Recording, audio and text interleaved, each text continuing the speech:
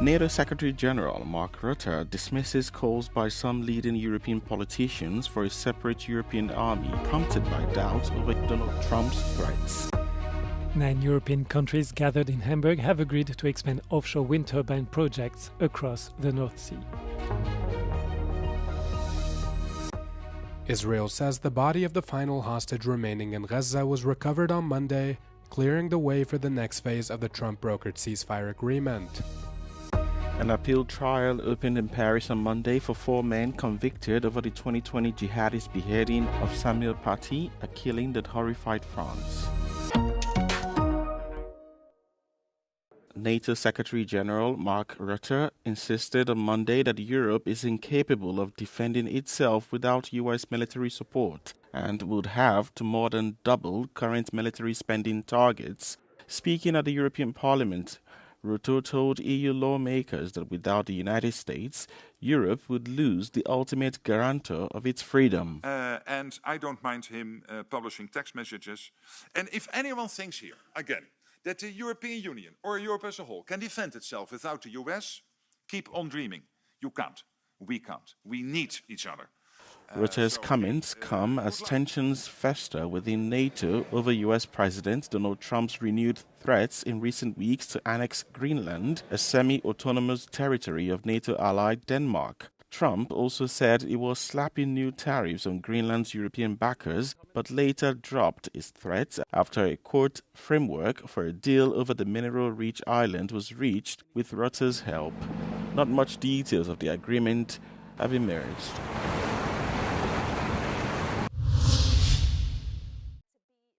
Greenland's mining minister Naya Nathanielsen told Euronews that there is not yet a deal between its government, Denmark and the US.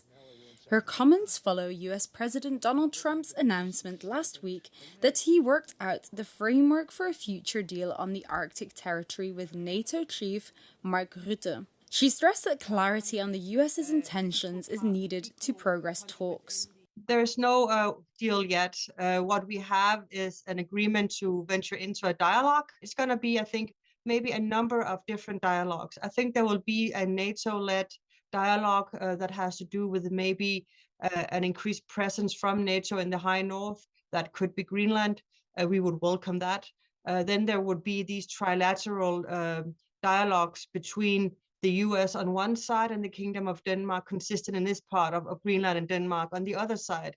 And we still have to gain clarity about what is the American interests concretely, because we really haven't heard anything yet. And then there might be something regarding a closer business tie. And that would be a whole other dialogue as well. Greenland's icy terrain is rich in rare earths and other minerals.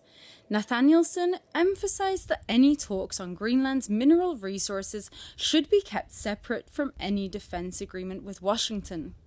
She welcomed US investment in the territory's untapped mineral wealth, but warned Greenland must benefit from any deal. I do not want to combine as any form of defense agreement with access to our minerals. We need to keep these things in their separate baskets, if you will. And we are very much open to investments and collaborations with the US. We already have a memorandum of understanding that is from 2019 under Trump 1 that we have been seeking to update. But we cannot, I think, start to put it all together in the same basket because it's different things. We cannot give another country full access to our minerals. This is a rule-based country, so we, of course, you need to follow the local rules and regulations in order to gain access. But we have definitely every interest in deepening our relationship and figuring out how can we, to our mutual benefit, develop our mineral sector. Euronews Serbia met with Danish lawmakers in Copenhagen to discuss the tension surrounding Washington's threatened takeover and the next steps now that U.S. President Donald Trump seemingly tamed down his interest to acquire the Arctic island. Trump, after meeting NATO boss Mark Rutte on the sidelines of the World Economic Forum last week, announced that a framework deal was reached. Rumors circulating have suggested that Denmark may cede small parts of Greenland to the U.S. West to build bases as a potential proposal for the deal. The West. I don't know if it can satisfy Trump. I can almost certainly say, first of all, it will be a Greenlandic decision, together with Denmark. But I doubt it's a solution that will work. But since it's now down the diplomatic track, the US representatives will have to come up with what is it that's important for you? How can we solve this issue when invasion is taken off the table? Trump's threats have riled many Greenlanders who say that even after a resolution is reached, scars may never heal. A Greenlander, we've been under huge pressure. It's been terrorizing with this kind of psychological warfare from the American president against Greenland and Greenlanders. And many Greenlanders, they don't trust Americans anymore, especially not the American president. So I think people are still nervous. A lot have had anxiety attacks and they have trouble sleeping. Also me. Brask was also asked to comment on why Trump was so eager to annex Greenland in the first place.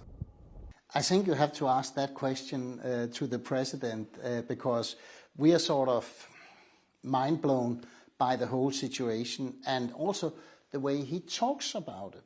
And you know, it's people, it's kids that are so fearful or have been so fearful of what could happen. It's a situation that is not just the headlines. He says this, we says that. It's actually people living in Greenland. If Trump needs a win, he can basically say he's now got NATO, EU to invest more in the Arctic, in the security. And if he's maybe too clever, he could also say he solved the ninth crisis or war of his career. 9 European governments have agreed to expand offshore wind turbine projects across the North Sea. Energy ministers gathered in Hamburg on Monday and said the project could see electricity prices drop by 30% by 2040. The goal is to increase offshore wind capacity to 100 gigawatts by 2050 and by facilitating cross-border projects. First and foremost, we need to produce more of our own energy. The good thing about wind, offshore wind, renewables as such, is that they are also cheaper. So not only will it be good for our security and our safety, it will also mean that we can bring down the prices of energy, that we can indeed become more competitive in Europe compared to the rest of the world. More than 6,000 offshore turbines provide clean electricity in Europe, but deployment has been held back by weak auction design, increased costs of capital, and lack of visibility for the supply chain due to an uncertain project pipeline, according to the industry. Israel's military says the body of the final hostage left in Gaza, Ron Gvili, has been recovered on Monday, clearing the way for the next phase of the US-brokered ceasefire. The announcement that Gvili was found and identified comes a day after the IDF said it was conducting large-scale operations at a cemetery in northern Gaza. Israel's Prime Minister Benjamin Netanyahu hailed the news, calling it an incredible achievement for his country and its soldiers. He told domestic media, quote, "I promised we would bring everyone home, and we have brought everyone home." The return of all remaining hostages, living or dead, has been a key part of the first phase of the ceasefire deal reached in October, brokered by US President Donald Trump.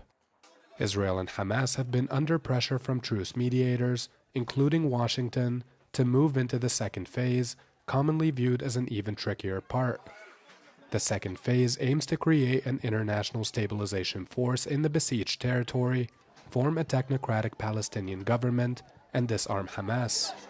Many in Gaza say they're not optimistic, accusing Israel of not abiding by its terms under the first phase, which mandated the widespread flow of aid, immediate halt to attacks, and a full Israeli withdrawal from the enclave. An appeal trial opened in Paris on Monday for 4 men convicted over the 2020 jihadist beheading of a 47-year-old school teacher, Samuel Paty.